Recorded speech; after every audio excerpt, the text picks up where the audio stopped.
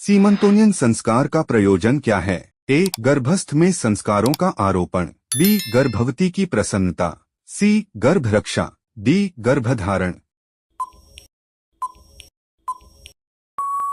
सही उत्तर है बी. गर्भवती की प्रसन्नता।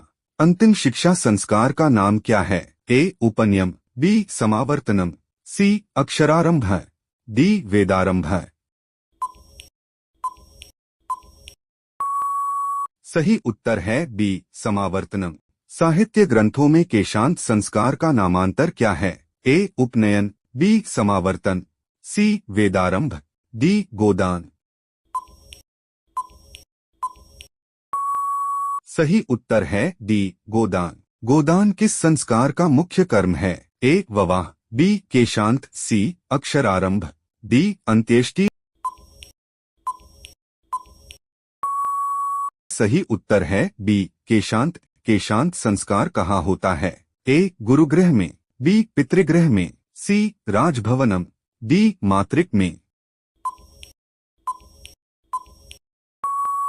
सही उत्तर है ए. गुरुगृह में। समावर्तन संस्कार का उद्देश्य क्या है? ए. गुरुगृह से गृहस्थ जीवन में प्रवेश करना। बी. वेदारंभ करना।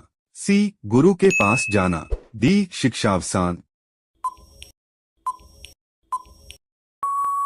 सही उत्तर है ए. गुरुगृह से गृहस्थ जीवन में प्रवेश करना। किस संस्कार के साथ लोग वास्तविक गृहस्थ जीवन में प्रवेश करते हैं? ए. उपनयन। बी. विवाह। सी. केशांत। डी. गोदान। सही उत्तर है बी. विवाह। सप्तपदी कर्मकांड किस संस्कार में होता है? ए. शैक्षणिक। बी. विवाह। सी. उपनयन। डी. जन्म पूर्व। सही उत्तर है बी. विवाह। विवाह संस्कार के अंतर्गत क्या नहीं आता है? ए. गोदान। बी. वागदान। सी. सिंदूरदान। डी. कन्यादान। सही उत्तर है ए. गोदान। पाणिग्रहण किस संस्कार में होता है? ए. शैक्षणिक संस्कार। बी. शैशव संस्कार। सी. विवाह संस्कार। डी. जन्म पूर्व संस्कार। सही उत्तर है सी. विवाह संस्कार। वागदान किस संस्कार में होता है? ए. उपनयन। बी. विवाह। सी. पुंसवन। डी. निष्क्रमण। सही उत्तर है बी. विवाह। अंत्येष्टि संस्कार कब होता है? ए. मरने के बाद। बी. जन्म के पहले। सी. शिक्षा प्राप्त करते समय। डी. विवाह के पहले।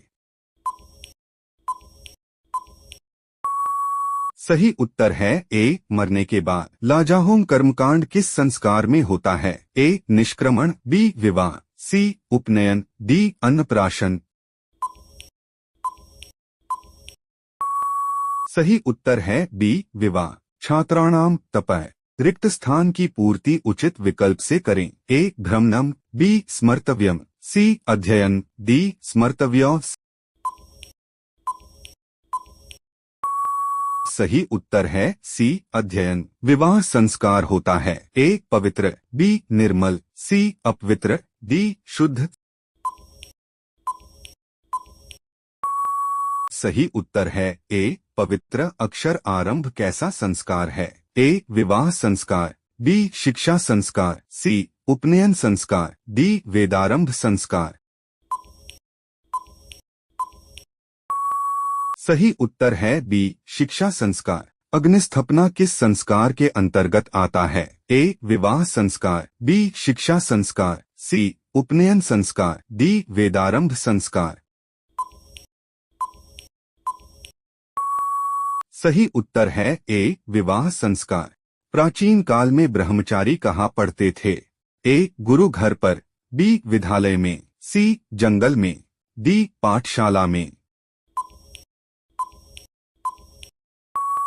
सही उत्तर है ए. गुरु घर पर। सप्तपदी क्रिया किस संस्कार में होता है? ए. विवाह संस्कार।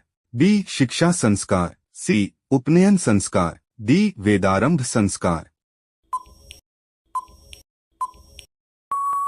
सही उत्तर है ए. विवाह संस्कार। शिष्य का प्रथम क्षौरकर्म कहाँ होता है? ए. अपने घर पर। बी गुरु के घर पर, सी दादा के घर पर, डी मामा के घर पर। सही उत्तर है बी गुरु के घर पर। शिक्षा समाप्त हो जाने पर गुरु शिष्य को कहाँ भेजते हैं? ए गांव में, बी वन में, सी यज्ञ में, डी अपने घर में। सही उत्तर है डी अपने घर में। मंडप निर्माण का आयोजन किस संस्कार में होता है? ए विवाह संस्कार, बी शिक्षा संस्कार, सी उपनयन संस्कार, डी वेदारंभ संस्कार। सही उत्तर है ए विवाह संस्कार। मुख्य अवसर पर किन लोगों का मिलान होता है? ए परिवार के सदस्यों का, बी छात्रों का, सी शिष्यों का, डी गुरुओं का। सही उत्तर है ए परिवार के सदस्यों का। गुरु के घर में शिष्य किसको पालन करते हुए अध्ययन करते हैं? ए शिक्षा नियम को, बी रीति नियम को, सी विधि नियम को, डी सायम नियम को। सही उत्तर है ए शिक्षा नियम को। नामकरण को किस संस्कार में गणना की जाती है? ए विवाह संस्कार, बी शिक्षा संस्कार, सी शैशव संस्कार, डी वेदारंभ संस्कार। सही उत्तर है सी शैशव संस्कार। उपनयन संस्कार का अर्थ क्या है? ए गुरु द्वारा शिष्य को अपने घर से दूर ले जाना, बी गुरु द्वारा शिष्य को वन में ले जाते हैं, सी गुरु द्वारा शिष्य को अन्य पाठशाला में ले जाते हैं, डी गुरु द्वारा शिष्य को अपने घर लाना।